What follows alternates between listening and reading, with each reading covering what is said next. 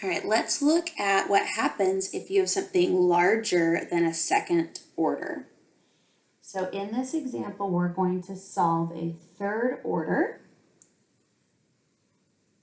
Third derivative has a coefficient of 1 in the front, plus 3y double prime minus 4y is equal to 0. Just like we could go from first order to second order by using the auxiliary equation, we can do that again. Notice there's no y prime term. So there's maybe a 0 in front of that y prime. That's going to be important here in just a minute. All right, so I'm going to write this as m cubed plus 3m squared. No y prime term, so minus 4 equals 0. I personally would write this with a placeholder of 0m just to make sure that I match up my auxiliary equation with the linear piece for each derivative part of the original curve, or original equation, I should say. All right, from here, you're going to have to test different values to try to figure out a factor. I'm going to test 1. Now we can do this a couple different ways.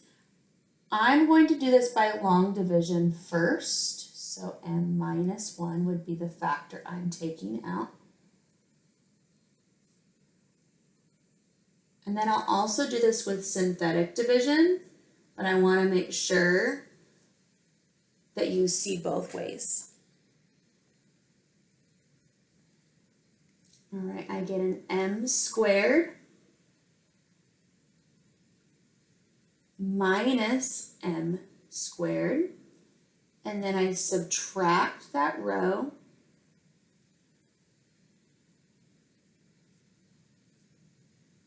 to bring down my next row, piece of 0m. I then figure that this is going to be 4m, so that I get 4m squared minus 4m. Again, I subtract that row to get 4m minus 4. I'm going to have a plus 4, and I get 4m minus 4. And so when I subtract that row, I get a remainder of 0, which means that that is a factor of the cubic auxiliary equation.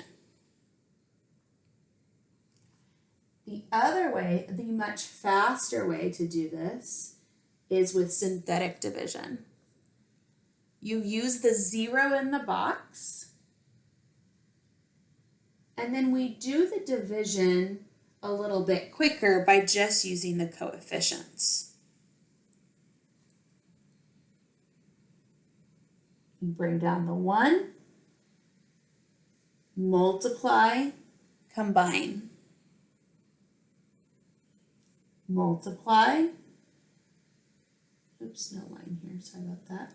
Combine, multiply, combine. So my remainder here ends up being 0 for both of them, which means m minus 1 is a factor. I'm also then left with m squared plus 4m plus 4 equals 0.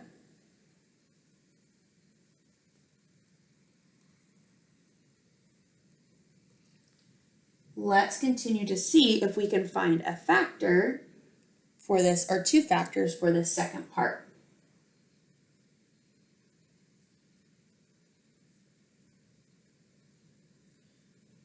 There are exactly two numbers that will multiply to a positive 4 that also add to a positive 4.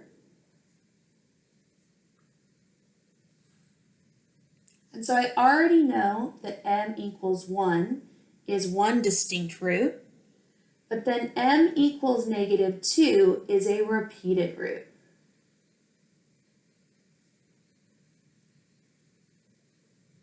Since I have a third order, I know that I have to have 3 potential pieces of my superposition principal equation that I'm going to put together.